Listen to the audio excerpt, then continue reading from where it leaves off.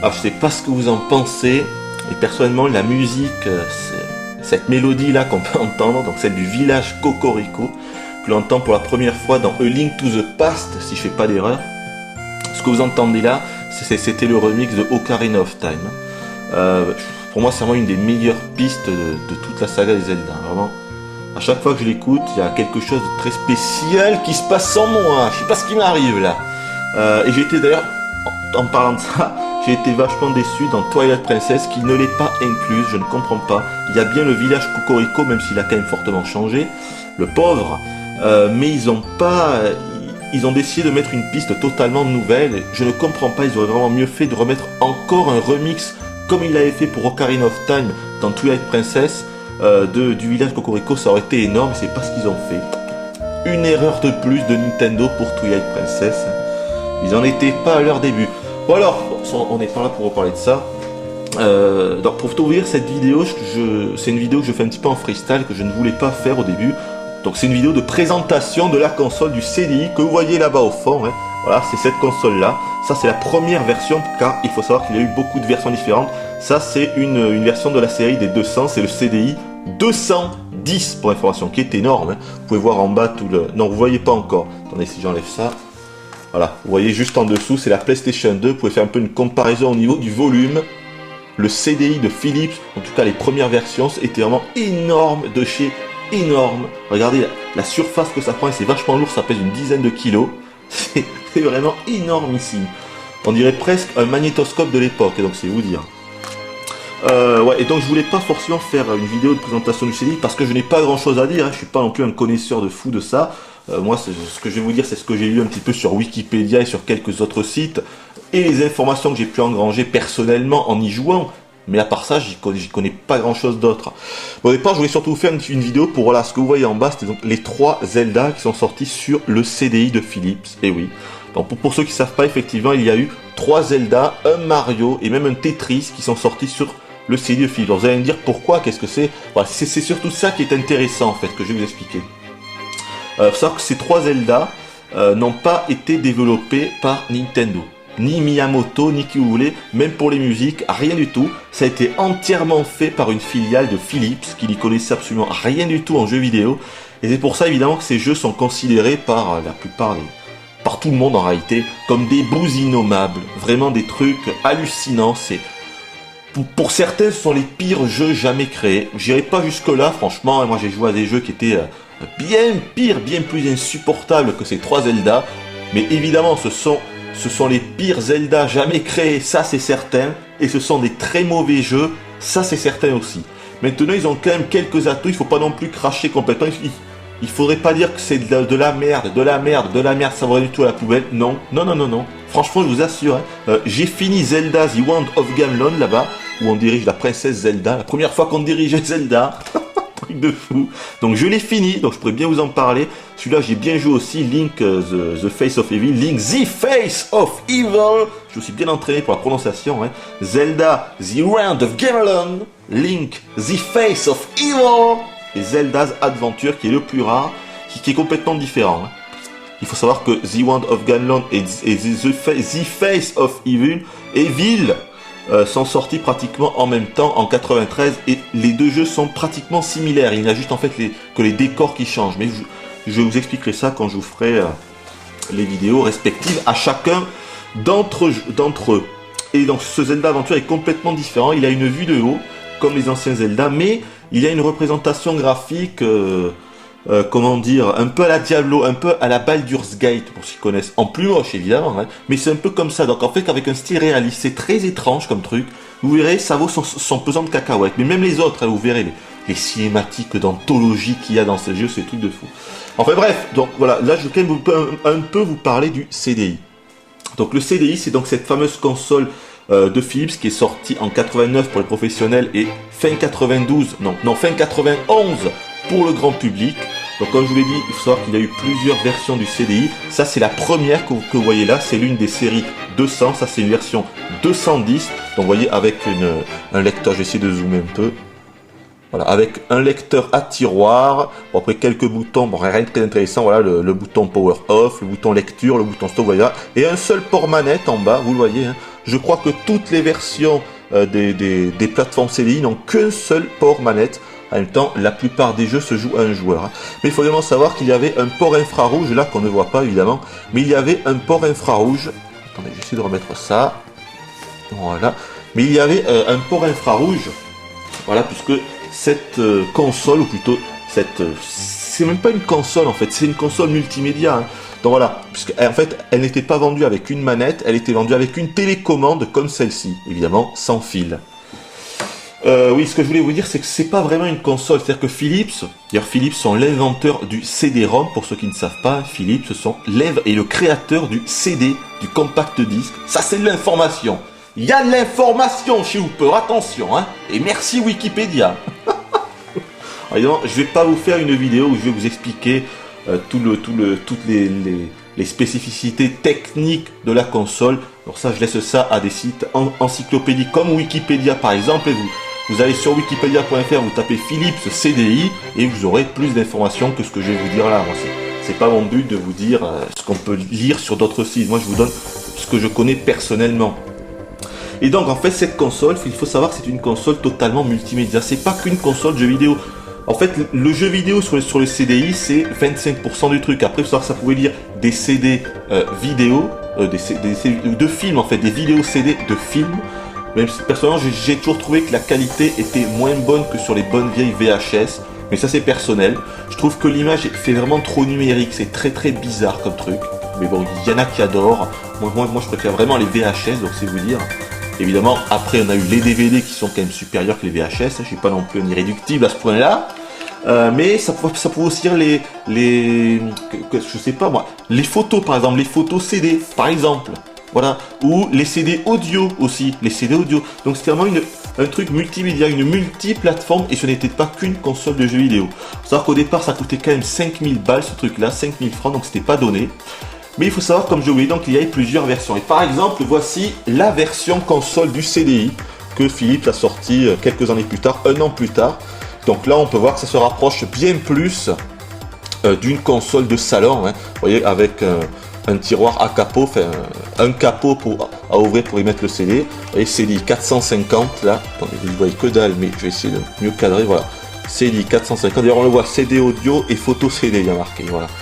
Donc les CDI de la gamme 400 étaient plutôt plutôt considérées comme des consoles et non plus comme des consoles multimédia. Voilà. Même si elles pouvaient pratiquement tout faire. Par contre, il n'y a plus par exemple de port infrarouge comme il y avait sur cette première version. Donc voilà, après bon, je vais pas tout vous montrer sur les CDI. Hein. Voilà, bah, ici par exemple on avait le bouton on-off sur la tranche, power. Voilà, à l'arrière c'est que des trucs ultra classiques. Hein. Voilà, on avait les 3 prises RCA. C'est toujours mieux d'avoir 3 prises RCA comme connectique parce que comme ça on peut évidemment les brancher sur une chaîne Hi-Fi par exemple. Tandis qu'après, quand il y a eu les consoles 32 bits et compagnie, il n'y avait plus ça. Sauf sur les premières versions de la PlayStation où on avait droit au port RCA, mais Sony se sont très vite rendu compte qu'ils feraient des économies s'ils l'enlevaient, et donc ils l'ont enlevé dans les versions d'après. Et ça, j'en parlerai un autre jour. Alors, les manettes, voilà à quoi ça ressemblait. Donc, il faut savoir que voilà, quand on achetait cette première version, on avait droit seulement à une télécommande. Et les manettes, c'est en option. Tandis que quand on achetait les versions CDI plutôt console, comme celle que je vous ai montrée, on avait droit à des manettes comme celle-ci.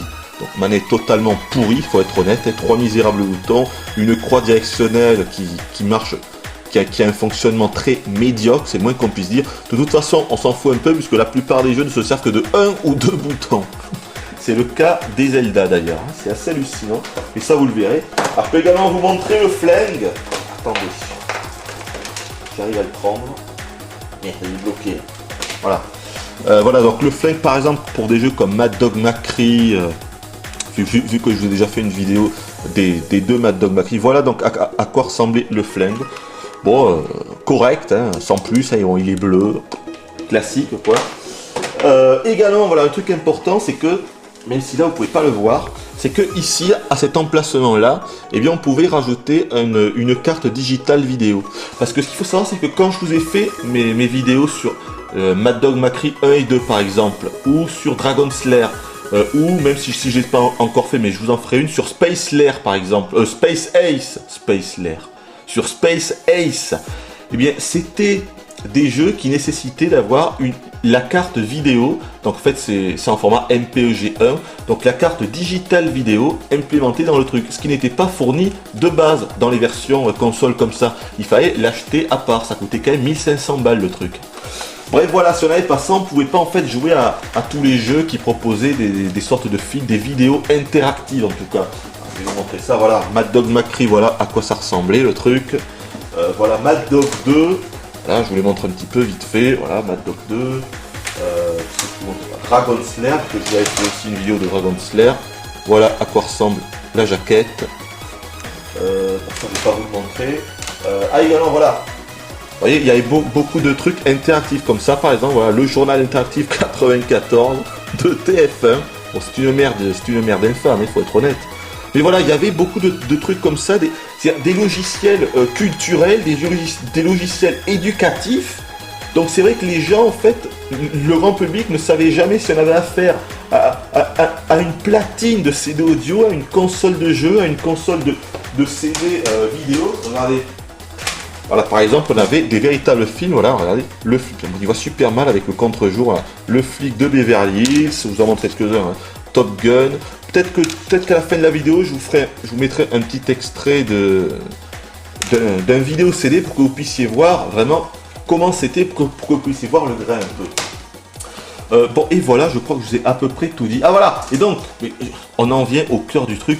Pourquoi il y a 3 Zelda? Également, il y avait également eu un Mario et un Tetris sur le CDI. Il faut savoir qu'à l'époque, Nintendo était en collaboration avec Sony et Philips pour que Nintendo ait leur propre lecteur CD-ROM pour la Super Nintendo. Bon, ça, je vous l'explique, mais c'est une histoire qui est très connue. Vous pouvez aller voir sur internet, ça sera mieux expliqué que ce que je vous dis là. Mais bref, il faut savoir que ça ne s'est jamais fait. Donc finalement, Sony sont allés tout seuls et ont fait leur PlayStation, que tout le monde connaît bien sûr.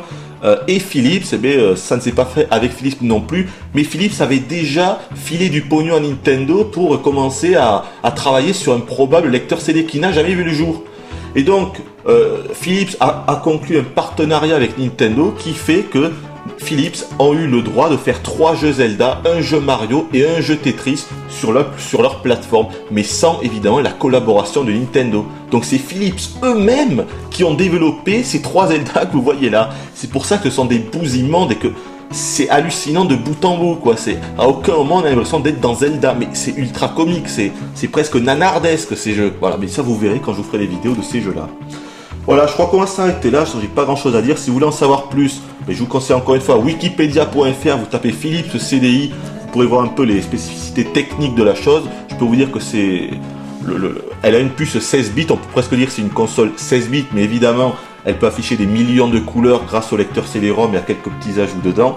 Et grâce à la carte digitale vidéo que l'on peut inclure, on a droit à des vidéos magnifiques, en millions de couleurs et en plein écran. Mais vraiment, c'est-à-dire supérieur par exemple à la 3DO, presque supérieur à la PlayStation, quoi, ou à la Saturn. Donc c'était vraiment, à ce niveau-là, le CDI, il est presque resté inégalé pendant énormément de temps. De toute façon, il suffit de voir les vidéos que je vous ai faites de Dragon Slayer ou des 2 Mad Dog Macri. C'est criant de réalisme, c'est incroyable, quoi. Ça ne s'accade pas du tout, toutes les couleurs sont là. C'est très impressionnant, mais ça il fallait absolument avoir la carte digitale vidéo que je vous ai montré tout à l'heure. D'ailleurs je peux vous la montrer il faut en fait que je l'enlève de là-dedans. Si j'arrive vite fait, je vous la montre. On va voir si j'arrive vite fait. Voilà. Je suis arrivé, vous allez voir, voilà. Voilà, vous voyez, elle est ici. Ici vous avez le lecteur sous le capot. Et voilà à quoi ressemblait la carte. Je peux l'enlever si vous voulez. Si j'arrive encore une fois, mais là...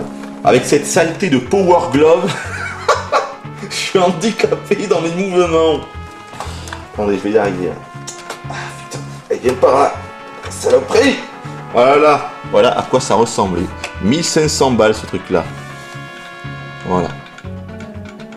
La carte pour lire les fichiers MPEG 1, bien sûr. Bon voilà, je crois qu'on va s'arrêter là. Je pense que je vais vous mettre un petit extrait d'un film pour que vous puissiez voir un peu à quoi correspondaient les vidéos CD.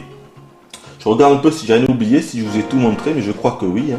Donc voilà, on va s'arrêter là. Il faut savoir que la plupart des jeux du CDI étaient quand même des daubes. Généralement, il n'y a aucun jeu véritablement bon, peut-être 2 ou 3, mais c'est tout. Hein. Les jeux étaient vraiment pour la plupart des bouses innommables. Je peux encore vous en montrer d'autres, parce que j'en ai d'autres là. Je sais pas, mais c'est peut-être. Drugs War, c'est un jeu qui ressemble un petit peu au Mad Dog McCree, donc peut-être que je vous le ferai. Ah, Lost Eden, il est pas trop mal, il est très space comme jeu. Lost Eden, vous verrez. Peut-être je vous montrer une vidéo. Enfin, je vais pas tout vous montrer parce que j'en ai eu une bonne trentaine de jeux sur le CDI. Hein. Donc on va s'arrêter là. Je vais vous mettre un extrait. Ah, peut-être un extrait de Sniper. Tiens. Parce que c'est pas un film super connu, ça. Voilà, hop, il est là. Sniper, pour ceux qui connaissent pas. Bon, c'est pas un film extraordinaire. Hein. Mais à l'époque, je l'avais en fait en VHS. Et vu que c'est un des seuls films pendant longtemps que j'ai eu en VHS, je l'ai regardé énormément de temps. Énormément de fois plutôt. Peut-être que je vais vous mettre un extrait de Sniper. Voilà.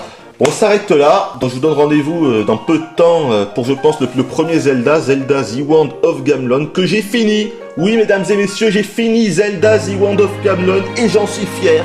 Comme ça, vous pourrez vraiment avoir un avis totalement objectif. Là, je l'ai fini, donc je pourrais vraiment bien en parler. Voilà, je vous dis bye bye et à la prochaine.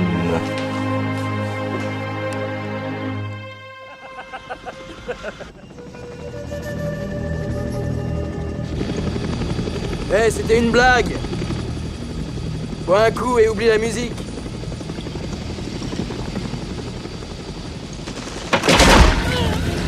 Les polices! Non, sérieux! Donne-moi ta compresse de survie. Donne-moi ta compresse de survie. Il fiche le sang!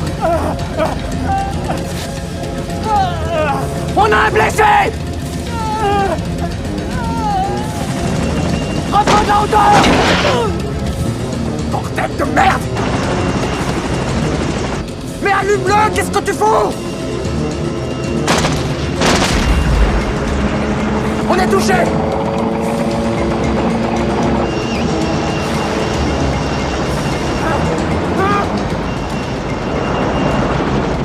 Il est là, tire, putain, mais tire, je veux qu'il crève.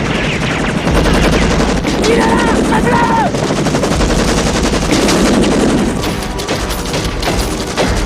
Il est sur ta droite. Allez, flingue-le. On va tous crever, dégage! Arrête de descendre! Remonte tout de suite, c'est là qui va tous nous tuer! Qu'est-ce que vous foutez? Prenez vos flingues. Attention. Ah! Ah! On va crever! On va tous crever! Ah!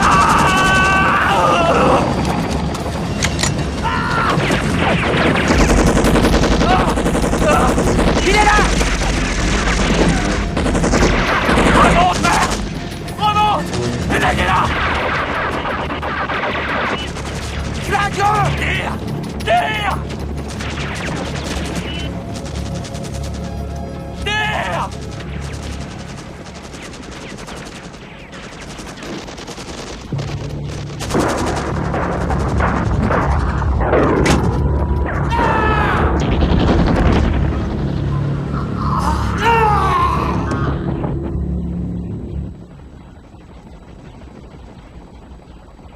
La vache, tu l'as buté avec ça, mais c'est un fusil à lunettes. Ouais.